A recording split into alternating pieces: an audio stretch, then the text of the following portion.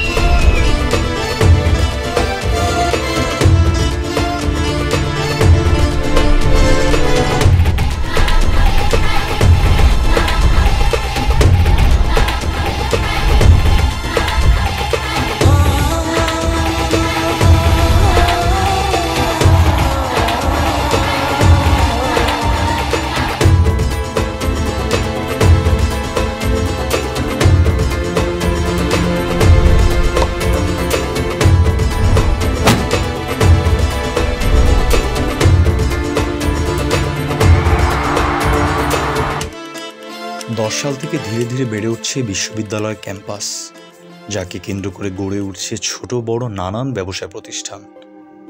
Hotel, restaurant আর ছোট বড় উদ্যোক্তাদের প্রচেষ্টায় ফেলে রাখা পতিত জমিতে তৈরি হয়েছে কত শত বসতবাড়ি আর ব্যবসা প্রতিষ্ঠান।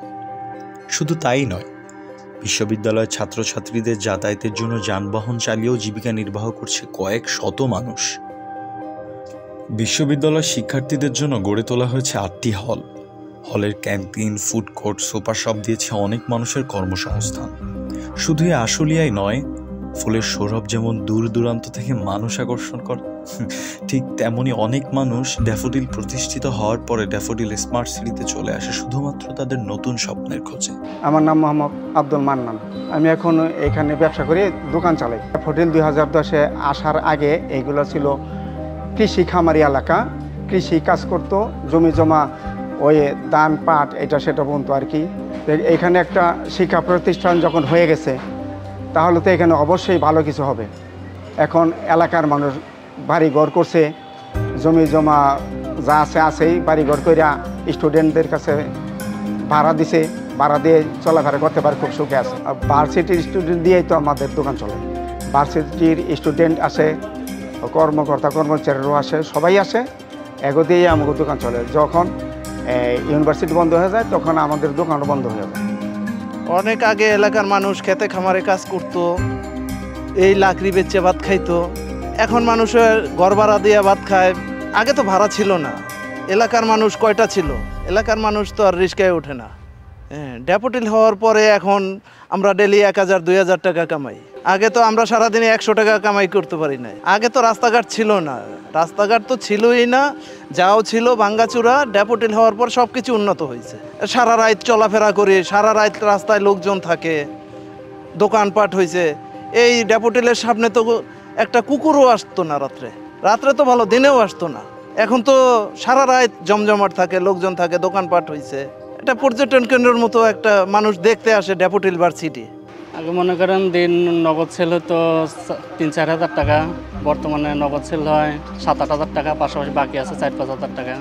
ড্যাফোডিল ইউনিভার্সিটির পোলাপান আমার এই জায়গা থেকে বাজারঘাট করে, তারা নগদেই খায় আর কি, বাকিটা কি করে না, এবং লেনদেনও ভালো, ব্যবহার আচারও ভালো। আমরা এখানে ফুড কোর্ট দিয়েছি, যখন আমাদের ভার্সিটি খোলা থাকে তখন আমরা ব্যবসা করতে পারি। আলহামদুলিল্লাহ তাদের জন্য আমরা অনেক ভালো চলতে পারি। আর যখন ভার্সিটি বন্ধ থাকে তখন আমরা ব্যবসা আমাদের থাকে না। যখন আবার ভার্সিটি খুলে তখন সবার সাথে হাসি খুশি আমরা ভালো মতন কাটাতে পারি তাদের সাথে।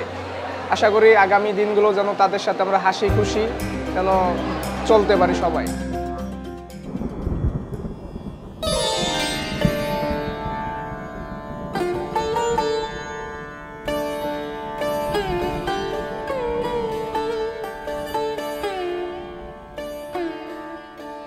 বিশ্ববিদ্যালয়টি যে শুধু সামাজিক উন্নয়নে অব্যাহত রাখছে তা নয়, এ অঞ্চলের প্রাকৃতিক পরিবেশে যোগ করেছে মনোরম সৌন্দর্যের এক নতুন মাত্রা। দেশের প্রাইভেট বিশ্ববিদ্যালয়ের মধ্যে একমাত্র সবুজ ক্যাম্পাস হিসেবে নিজের জায়গা করে নিয়েছে আমাদের ড্যাফোডিল ইন্টারন্যাশনাল ইউনিভার্সিটি। কাজ করে যাচ্ছে অঞ্চলের প্রাকৃতিক পরিবেশ সংরক্ষণে। বিশ্ববিদ্যালয়ের ক্যাম্পাসের মধ্যে দিয়ে বয়ে চলা মৃত ও দূষিত নদী হয়েছে সংস্কার।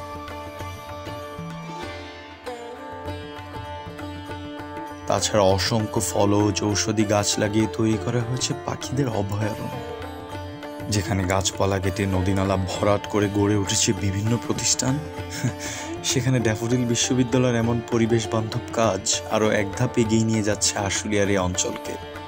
বিশ্ববিদ্যালয়ের 12টির বেশি বিল্ডিংয়ের ছাদে সোলার প্যানেল স্থাপন করে জাতীয় গ্রেডে 3 মেগাওয়াট বিদ্যুৎ উৎপাদন করেও নিজেদের পরিকল্পনা আরও দূরদর্শিতার পরিচয় দিয়েছে। এসব কিছুর জন্য অসংখ্য প্রশংসা কুড়িয়েছে আমাদের বিশ্ববিদ্যালয়।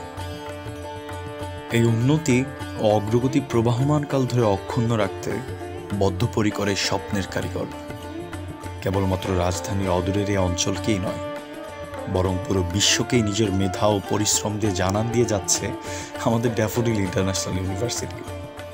এককভাবে এসব সম্ভব ছিল না। বিশ্ববিদ্যালয় কর্তৃপক্ষ ছাড়াও প্রাকৃতিক পরিবেশ সংরক্ষণের পাশাপাশি উন্নতির ধারা বজায় রাখতে কাজ করে যাচ্ছে আমাদের আশুলিয়ার এবং দূর দূরান্ত থেকে আসা হাজারো সরল মনের মানুষগুলো।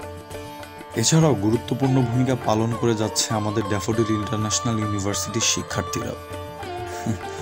এভাবে একটি স্বপ্ন আশুলিয়ার এই লোকালয়কে এনে দিয়েছে অধরায় থেকে যাওয়া জীবন মানের পরিবর্তন। সেই দিন আর দূরে নয়, যেদিন এ অঞ্চলই হয়ে উঠবে বাংলার বুকে একটি নতুন মাইল ফলক আর বিশ্বের কাছে একটি স্মার্ট সিটি।